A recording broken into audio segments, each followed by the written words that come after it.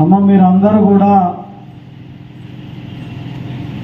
ఏ ఆశయం కోసం మనతోటి నామా ప్రవీణ్ ఉండి చివరి దానిగా కూడా కాంగ్రెస్ పార్టీ కోసం నా కోసం పనిచేసిందో వారి ఆశయాలను మనం సాధించాల్సిన అవసరం ఉంది.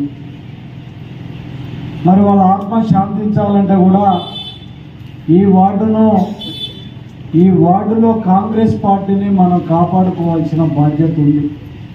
మీ అభిమాన నాయకుడు పాపం ఏ పేదవానికి ఏ ఆపద వచ్చినా తన దగ్గర డబ్బులున్నా లేకున్నా కూడా ఆ కుటుంబాన్ని ఆర్థికంగా రాజకీయంగా ఆదుకున్న ఘనత మన ప్రవీణ్కు దక్కింది.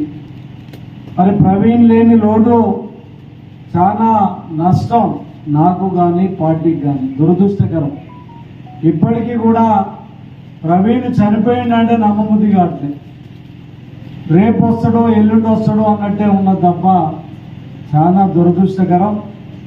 మరి వారు చనిపోయినా కూడా వారు ఆశయాలను మనం ముందుకు తీసుకెళ్ళాలి. ముఖ్యంగా వారి సతీమణి అరుణ ఉంది, ఆ కుటుంబాన్ని మనం ఆదుకోవాలి. అదేవిధంగా వారిని రాజకీయంగా కానీ అన్ని రకాలుగా కూడా మనం ఉంచాలని అంటే రేపు రాబోయే రోజులలో మరి ప్రవీణ్ గారి ఆశయాలు సాధించాలంటే కాంగ్రెస్ పార్టీని ఇక్కడ మెజార్టీ కూడా తీసుకురావాలి. ముఖ్యంగా కాంగ్రెస్ పార్టీ అధికారంలోకి వచ్చింది.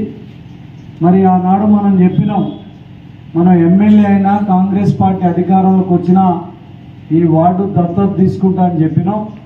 ఈ ఎన్నికలు అయిపోయిన తర్వాత ఈ వార్డులో ఉన్న సమస్యలు ముఖ్యంగా మరి కమ్యూనిటీ హాల్ నిర్మాణం కానివ్వండి, మంచినీళ్ళ ఇబ్బంది కానివ్వండి, ఇవన్నీ కూడా ఎన్నికలు అయిన తర్వాత తప్పకుండా నేను దగ్గరుండి పరిష్కరిస్తాను కూడా తెలియజేస్తూ, పేదలందరికీ కూడా మన ప్రభుత్వంలో గవర్నమెంట్ ఇల్లు కట్టించబోతున్నాం. ఒక్కొక్క ఇంటికి 5 లక్షల రూపాయలు మనం శాంక్షన్ చేయబోతున్నాం. రేషన్ కార్డులు, పెన్షన్లు, మహిళలందరికీ కూడా 2500 పెన్షన్ ఇవ్వబోతున్నాం. అదేవిధంగా పెద్దలకు పెన్షన్ ఏదైతే ఉందో, కాబట్టి కాంగ్రెస్ పార్టీ అంటేనే పేదల రాజ్యం. కాంగ్రెస్ పార్టీ అంటేనే ఇందిరా రేవంత్ అన్న నాయకత్వంలో ఈ ప్రాంతం అంతా కూడా అభివృద్ధి చేసుకునే అవకాశం మనకు ఉంది. కాబట్టి రేపు 13వ తారీఖు జరిగే ఎన్నికలలో మన రఘువీరారెడ్డి గారు మనకు ఎంపీగా నిలబడ్డారు. జానారెడ్డి గారి కుమారుడు, వారి గుర్తు కాంగ్రెస్ పార్టీ గుర్తు చేయి గుర్తు. మరి రఘువీరారెడ్డి గారి గుర్తైన చేయి గుర్తు మీద మనం ఓట్లేసి పెద్ద ఎత్తున కాంగ్రెస్ పార్టీని గెలిపించాలని చెప్పి తెలియజేస్తూ, ఈ వార్డు మనకు మొదటి నుంచి కూడా కాంగ్రెస్ పార్టీకి మనకు కంచుకోవటం.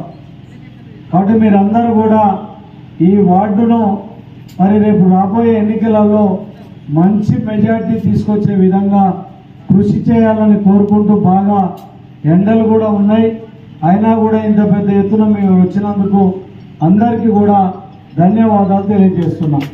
జై